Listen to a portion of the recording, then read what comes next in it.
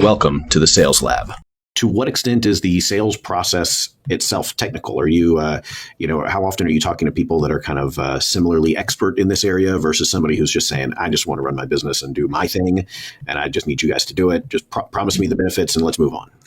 Probably very rarely the latter. I would love if it was the latter. I feel like that might be a little bit easier, but most of the time there's a pretty high tech requirement involved. And as you can tell, we always want, because you're going to have to pry the tech side out of me. And we always want to tie the technology and the physical actions of what's happening in the technology to the business impact. How is this going to impact your CEO, your CFO, et cetera? But if I look at a typical sales cycle, you kind of have two different types of sales cycles. You have the ones that maybe we've generated, right? And so in that case, we've done the prospecting, we've gotten in front of the customer and created the pain. And then we're setting up a demonstration to highlight how our technology specifically handles that pain. We also have a large amount of sales cycles that come through an RFP process, or what's a request for proposal. And so we get, in that case, a huge list of technical requirements, sometimes 7, 8, 9, 10 pages of really specific technical requirements that we not only have to answer, make sure we're answering clearly and concisely, but then we've got to go back to the customer and show them that.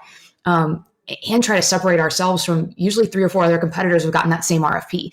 So how do we make sure the technologies often can look the same? So how do we make sure our technology stands out when they're looking at 4 or 5? But I would say probably 90% of our sales cycles are much more technical. There's a demonstration involved. There's a tech requirements. There's communicating about integration requirements. It can get pretty technical. Okay.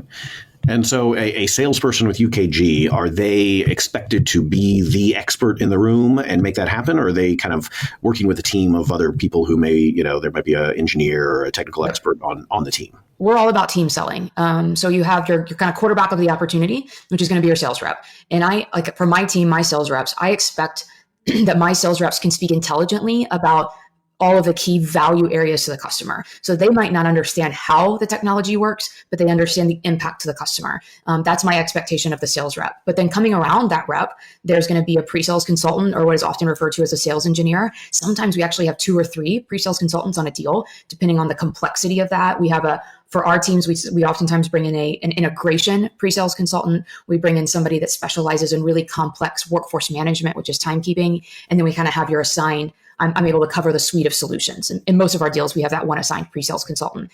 In addition to that, you're going to have, for other technical resources, we have value teams that come alongside and do case studies to compare how other customers have used this and seen that. So on any given opportunity, you might have a team of 8, 9, or 10 people that are all touching that in various stages of the life cycle.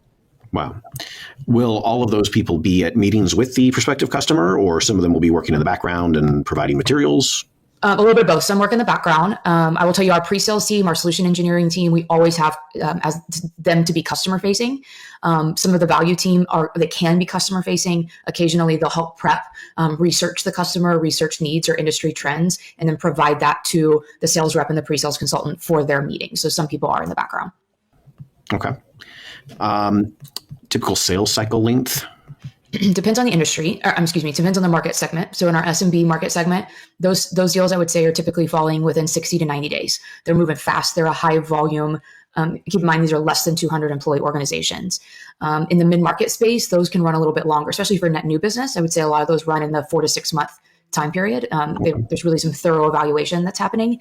And as you move up market into enterprise, those are massive changes in an organization. And so you might have some enterprise opportunities that take 2 to 3 years before everything comes together and a deal is closed.